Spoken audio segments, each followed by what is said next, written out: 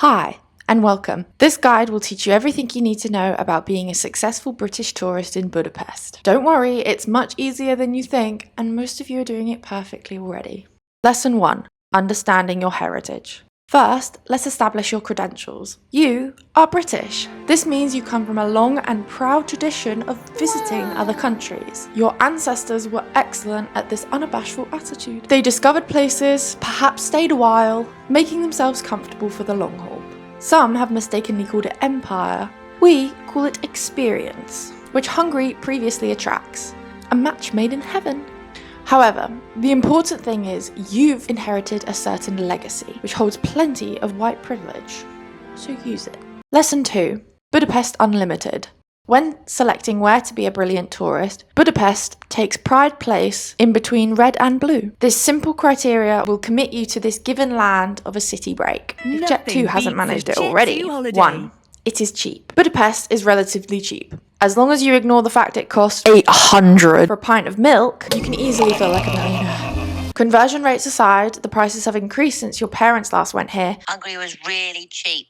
When we came to visit, it was £1.60-ish a pint. However, it's all relevant to its neighbours. 2. There are other British people here. Hidden from broad daylight, the tourists will flock to areas of cultural and economic importance. You can't not hear them. 3. They have beer. Budapest has alcohol. Whether you have to learn your ABCs or you will not lack places to drink. Budapest answers to all 3. Cheap British beer. Almost like a spoon. Congratulations. You found your threshold space. Remember, you're not choosing a place to be, you're choosing a place to be between. Between responsibility and freedom. Between your real life and your holiday life. Between who you are at home and who you pretend to be abroad. Lesson 3. The application process for study abroad. Unmissable on a map, Budapest, as the capital of Hungary, has a large student population. Now, if you're applying for a study abroad, here's what to write to ensure that you get that place on the programme that other students would kill for. I want to immerse myself in new cultures. I want to challenge my perspectives. I want to grow as a global citizen. Excellent. You've totally filled your parents and the system they support. Now here's what you'll actually do. Find other study abroad students, preferably British. Create a WhatsApp group. Never leave. This is crucial to successfully maintaining the British identity. You must be in the country without ever truly being of the country. It makes for an easier transition between. You'll need to apply for a residency permit. Thank you, Brexit! This may help you to feel more like a resident of Hungary. However, no one will tell you how to apply, or where, or when, or what to apply with, or how long it will take, or who it applies to, or when it applies, or what to apply with, or what website to use, if you use a website, what documents, does this apply to you, can you apply with other people, can you apply for somebody else, how much does it cost to apply, when do you have to apply by, what do you need to apply with, when would you need to apply, when is the deadline for you to apply? It's all easy. All word of mouth. Lesson 4. Maintaining proper boundaries.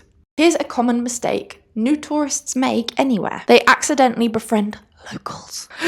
Hungarians might have a hard exterior shell, but they are quick to drop it with a friendly hello or see ya. Don't panic if this happens. It's fixable. Follow these steps. Step 1. Politely accept their invitation to a local gathering. Step 2. Bring other exchange students or British people. Step 3.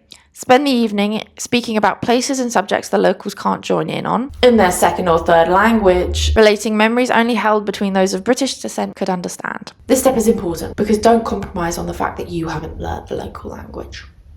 Step 4. Never accept a second invitation. See? Easy. The key is to maintain that perfect distance, close enough to feel cultured, but far enough to feel comfortable. Lesson 5. The holiday budget protocol. Right, now to get to the fun bit. Budget holidays with the lads. If you're already a proper geezer, this step is not necessary for you. You've got this down already. Here's your checklist. Pre-drinks at the airport. Done. Shots on the plane. First stop, Irish pub. Sorry, it feels like home. And it has been for a while. English food at your convenience. Despite being landlocked, you'd be surprised at the abundance of fish and chip shops. Interesting. No further comment. Public disturbance. Here is a perfect list of what to do. Banter! Visit cultural sites. Now, let's get a bit real. You may feel a twinge of guilt about you or your fellow companions' behaviours. But let me stop you right there. Remember lesson 1? Your heritage grants you certain freedoms. So don't be ashamed. Do whatever you want. You've earned this. Lesson 7. Documenting your liminality.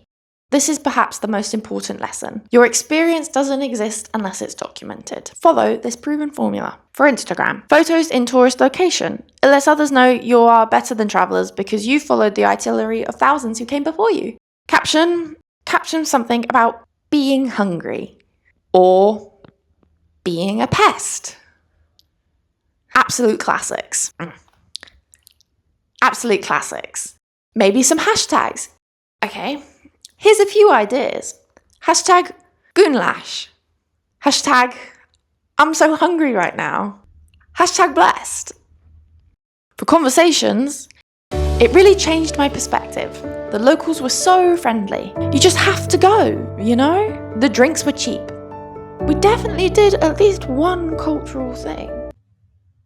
Never mention that you spent most of the time with other British people, that you ate at restaurants with English versions of the menus, that you stayed in areas specifically designed for Western tourists, and that your authentic experience cost £47 and was booked on EasyJet or Jet2 for your mate's stag last year. Lesson 8. The freedom paradox.